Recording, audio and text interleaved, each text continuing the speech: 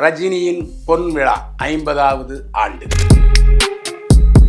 தமிழ் தாய்மொழி அல்லாமல் கன்னடத்திலிருந்து வந்து இன்னமும் சரியாக சுத்த தமிழ் அவரால் பேச முடியாவிட்டாலும் கூட நம்முடைய நெஞ்சங்களை ஆக்கிரமித்துக் கொண்டிருக்கிறார் ரஜினிகாந்த். அன்றிலிருந்து இன்று வரைக்கும் நான் ரஜினிகாந்துடைய நடவடிக்கைகளில், செயல்பாடுகளில், பழக்க வழக்கங்களில் மாறுதலை பார்க்கவே இல்லை. அன்று பார்த்த அதே ரஜினி. என்ன பயிரும், என்ன இறங்கின, நல்லா இருக்கீங்களா, அப்புறம் என்ன இன்னும் பதிலீங்களா, இப்படி நெருக்கமாக பேசியவர். நிறைய பேர் விமர்சனத்தை ஏற்றுக்கொண்ட ரஜினி ஜோடி இல்லாமல் கதாநாயகன் நடித்துக் கொண்டிருக்கிறார். அப்படி பார்த்தா ஜோடி இல்லாமல் கதாநாயகன் நடித்துக் கொண்டிருக்கிற நடிகரும் ரஜினி தான். ரசிகர்களுடைய கவனத்தை ஈர்ப்பதற்கும் அவர்களுடைய வாக்கு வங்கிகளை பெறுவதற்கும் இந்த பாராட்டு விழா உதவிகரமாக இருக்கும் என்பது நம்முடைய எண்ணம். எனவே கண்டிப்பாக திமுக அரசு சார்பில் சூப்பர் ஸ்டாருக்கு பாராட்டு விழா நடத்துவார் என்று நம்புவோம்.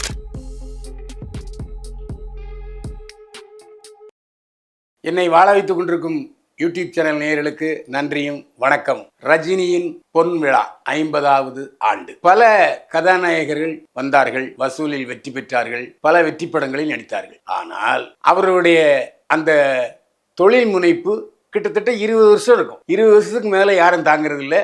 இப்பெல்லாம் 10 வருஷத்துக்கு மேலே யாரும் தாங்கிறது இல்லை. ஆனால் எனக்கு தெரிந்து 50 ஆண்டுகளாக ஆரம்பத்தில் 1-2 படங்களில், சிறிய வேடங்களில், அதுக்கப்புறம் வில்லன், கிட்டத்தட்ட இன்னைக்கு அவர் 171 படம் நடிச்சிருக்காருன்னா 150 படங்களில் கதாநாயகனாகவே நடித்த ஒரே நடிகர் சூப்பர் ஸ்டார் ரஜினிகாந்த் தான். எந்தவித பின்புலமும் இல்லாமல் சினிமாவுக்கு வந்து தன்னுடைய திறமையின் மூலமாகவே சாதனைகள் நிகழ்த்திய ஒரே நடிகரும் ரஜினிகாந்த் தான். உதாரணத்தை எடுத்துக்கிட்டா விஜய், அவங்க அப்பா எஸ் சந்திரசேகர், மிகப்பெரிய அட்ரஸ் அவருக்கு. அதேமாதிரி கார்த்திக், முத்துராமனுடைய மகன், பிரபு, நடிகர் சிவாஜி கணேசனுடைய மகன். இப்படியாக பல தமிழ் கதாநாயகர்கள் பின்புலம் உள்ள கதாநாயகர்களாக வந்தார்கள், நம்மை மனதை கவர்ந்தார்கள். ரஜினிகாந்த் மட்டும்தான், அதுவும் தமிழ் தாய்மொழி அல்லாமல் கன்னடத்திலிருந்து வந்து இன்னமும் சரியாக சுத்த தமிழ் அவரால் பேச முடியாவிட்டாலும் கூட நம்முடைய நெஞ்சங்களை ஆக்கிரமித்துக் கொண்டிருக்கிறார் ரஜினிகாந்த்.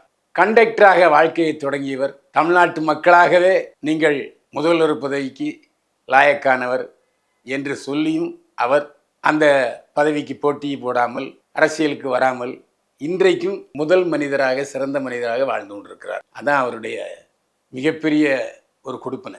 நான் அவரை ராயப்பேட்டையில் சுதர்சன் மென்சனில் சந்தித்தேன். அவர் அந்த லாட்ஜில் ஒரு வருஷம் இருந்தார். அதுக்கப்புறம் மியூசிக் அகாடமி பக்கத்தில் உள்ள ஒரு மாடிக்கு குடிபெயர்ந்துட்டார். அன்றிலிருந்து இன்று வரைக்கும் நான் ரஜினிகாந்துடைய நடவடிக்கைகளில், செயல்பாடுகளில், பழக்க வழக்கங்களில் மாறுதலை பார்க்கவே இல்லை. அன்று பார்த்த அதே ரஜினி. என்ன பயிரும், என்ன இறங்கின, நல்லா இருக்கீங்களா, அப்புறம் என்ன இன்னும் பதிலீங்களா, இப்படி நெருக்கமாக பேசியவர் ரஜினிகாந்த். அதே மாதிரி அவருடைய மனைவி கையால் காஃபி அருந்திய ஒரு சிலரில் நானும் ஒருவனாக இருப்பேன். ஆனால் அவரிடம் நான் நெருக்கமாக இருந்தேன் என்று சொல்லி அவரிடமிருந்து நான் எந்த ஒரு லாபத்தையும் நான் பெற்றதில்லை. அதே போல இன்றைக்கு பிரபுவாகட்டும், கார்த்திக் ஆகட்டும், கொஞ்சம் மார்க்கெட் சரிந்திருந்த சூழ்நிலையில் ரஜினிகாந்துடன் நடித்து மீண்டும் கதாநாயகன் ஆனார்கள். இந்த செயலை வேறு எந்த நடிகரும் செய்ததே இல்லை.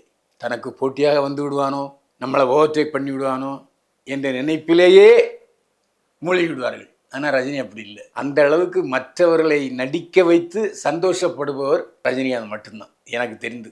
எல்லாருக்குமே அந்த சீனில் நாம தான் நிற்கணும் அப்படிங்கிற ஒரு வெறி பிடித்து அலைவார்கள் மற்ற நடிகர்கள். அது தப்பு இல்லை.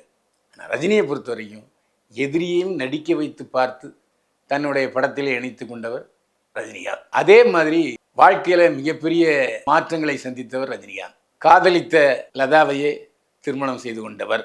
அதே போல திடீரென்று ஆன்மீகத்திலே நான் போகிறேன் என்று சொல்லி தன்னுடைய வீட்டை, தன்னுடைய பங்களாவை ஹரேராமா ஹரேஷ்னா இயக்கத்துக்கு எழுதி வைத்தார். ஆனால் அதே சமயத்தில் ரசிகர்கள் அவர் வீட்டு முன்னால் இன்னும் போராடி, நீங்கள் சாமியாரெல்லாம் ஆகக்கூடாது, ஆன்மீகத்துக்கு போகக்கூடாது, எங்களை சந்தோஷப்படுத்த வேண்டும், தொடர்ந்து நடிக்க வேண்டும் என்று சொல்லி போராடிய பிறகு தன்னுடைய மனதை மாற்றி கொண்டவர் ரஜினி. அதே மாதிரி அவருடைய வாழ்க்கையிலே அற்புதமான நிகழ்ச்சிகள்லாம் நடந்திருக்கு. அதே மாதிரி 2 கிட்னிகளும் மாற்றப்பட்டு இன்றைக்கும் 75 வயசில் உயிர் துடிப்போடு கதாநாயகனாக நடிக்கிறார் என்றால் அது ஒருவர் ரஜினி தான். வடக்க அமிதாப் பச்சன் நடித்தார். ஆனால் இப்போ கதாநாயகன் நடிப்பதில்லை. அந்த படத்தில் முக்கியமான கேரக்டர் நடிக்கிறாரு அமிதாப். ஆனால் இங்கே ரஜினி அப்படி அல்ல. இன்றைக்கும் ஒரு ஆக்ஷன் ஹீரோவாக என்ன இப்போ ஒரு 1-2 படங்களில் ஜோடி இல்லாமல் நடிக்கிறது. ஏன்னா நிறைய பேர் விமர்சனத்தை ஏற்றுக்கொண்ட ரஜினி ஜோடி இல்லாமல் கதாநாயகன் நடித்து கொண்டிருக்கிறார். அப்படி பார்த்தா ஜோடி இல்லாமல் கதாநாயகன் நடித்து கொண்டிருக்கிற நடிகரும் ரஜினி தான். இந்த ஆண்டு அவருக்கு 50வது பொன்விழா ஆண்டு.